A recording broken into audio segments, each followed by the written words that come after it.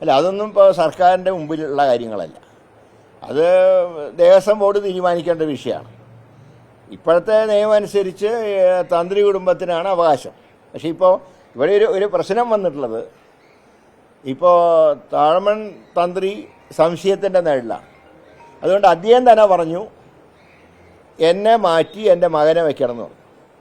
അപ്പോൾ ദേവസ്വം ബോർഡിന് തീരുമാനം എടുക്കാൻ കഴിയുന്നില്ല. ദേവസ്വം ബോർഡ് അത് ഹൈക്കോടതിന് വിട്ടു. ബോർഡിന് എടുക്കാൻ തീരുമാനം അത് ബോർഡ് ചെയ്യുന്ന തെറ്റ്. അത് ബോർഡിൻ്റെ ശരിയേട്. കാരണം അവർക്കൊരു തീരുമാനം എടുത്തില്ലെങ്കിൽ ഇത്തവണ പൂജയ്ക്ക് തന്ത്രി വേണം. അത് ബോർഡ് ഉത്തരവാദിത്തം കൈവിടുന്നു. അപ്പോൾ അതിൻ്റെ കാരണം എന്താ അറിയോ? കോടതിയുടെ ഇടപെടൽ ഉണ്ടാവുന്നതുകൊണ്ട് ആ പേര് പറഞ്ഞ് ദേവസ്വം ബോർഡും കൈ കഴുകുന്നു, ഗവൺമെൻറ് ഒന്നും ചെയ്യാൻ കഴിയുന്നില്ല. ആ ഒരു അവസ്ഥ മാറണമെന്നാണ് ഞങ്ങൾക്ക് അഭ്യർത്ഥിക്കുകയാണ്.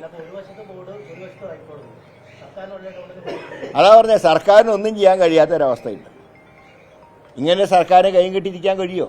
ജനങ്ങൾ തിരഞ്ഞെടുത്തൊരു സർക്കാരല്ലേ. ഇപ്പോൾ ഞങ്ങളുടെ എന്തെങ്കിലും നടപടികൾ തെറ്റുണ്ടെങ്കിൽ കോടതിക്ക് തിരുത്താൻ ഇപ്പോൾ തന്നെ നിയമമുണ്ടല്ലോ. എത്രയോ ഞങ്ങളുടെ തീരുമാനങ്ങൾ കോടതി തിരുത്തിയിട്ടുണ്ട്. ഞങ്ങൾ ആരെങ്കിലും പരാതി പറഞ്ഞോ? അപ്പോൾ കോടതിയുടെ വിധിയിൽ സംശയം ഉണ്ടെങ്കിൽ നമുക്ക് മേൽക്കോടതിയിൽ പോകാം. ഇതിപ്പോൾ ഒന്നും ചെയ്യാൻ കഴിയാത്തൊരവസ്ഥ ഇന്നിപ്പോൾ ഉണ്ട്. അതാണ് ഈ ശബരിമല സ്വർണ്ണക്കൊള്ള വിഷയം ഇപ്പോൾ അങ്ങ് സ്റ്റക്കായി നിൽക്കുക. അതാണ് ഇന്നലെ സൂചിപ്പിച്ചത്.